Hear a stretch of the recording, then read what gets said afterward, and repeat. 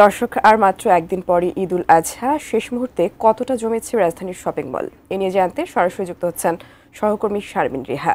আর রিহা, এমনিতে তো এরকম একটা কথা আছে যে কোরবানির ঈদে ক্রেতা সমাগম কম হয় শপিং মলগুলোতে, এরকম একটা অভিযোগ আছে বিক্রেতাদের। তো কি দেখছেন আসলে, কেমন জমজমাট হয়ে উঠেছে শপিং মলগুলো, জানাবেন বিস্তারিত। যে গতকাল সরকারি ছুটি হয়ে গেছে, তাই আসলে মানুষজন বাড়ি ফেরা নিয়ে আসলে ব্যস্ত। সেই কারণে আসলে মার্কেটে তেমন ক্রেতা সমাগম দেখা যাচ্ছে না। আমরা পুরো মার্কেট ঘুরে দেখেছি, আসলে বড় ব্র্যান্ডের দোকানগুলোতে আসলে একদমই ক্রেতা সমাগম নেই বললেই চলে। কসমেটিক্স দোকান এবং কিছু অর্নামেন্টস দোকানে আসলে ক্রেতার ভিড় একটু বেশি দেখা গেছে। যদিও কোরবানির ঈদে আসলে মানুষজন বেশি কেনাকাটা নিয়ে ব্যস্ত থাকেন না। রমজানের ঈদ ঘিরেই আসলে মূলত মানুষ মার্কেটমুখী থাকে এবং এমনটাই বলছিলেন আমাদেরকে বিক্রেতারা।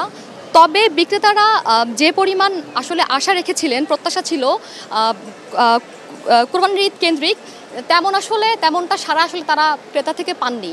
তারা বলছেন যে কেউ বলছেন গতকাল পর্যন্ত আসলে একটু বিক্রি বা ব্যবসা হয়েছে। আসলে আজকে থেকে বলা যায় একেবারে ক্রেতা শূন্য মার্কেট।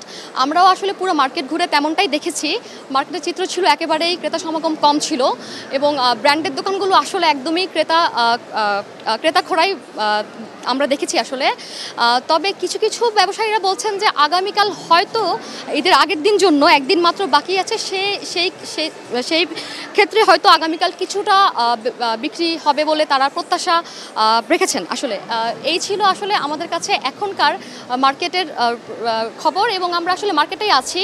এর মধ্যে আসলে বিক্রি বাড়ে কি না বা মার্কেট কতটা জমে ওঠে আমরা আসলে আপনাদের মাধ্যমেই দর্শনার্থীদেরকে জানিয়ে দিব, দর্শকদের জানিয়ে দিব।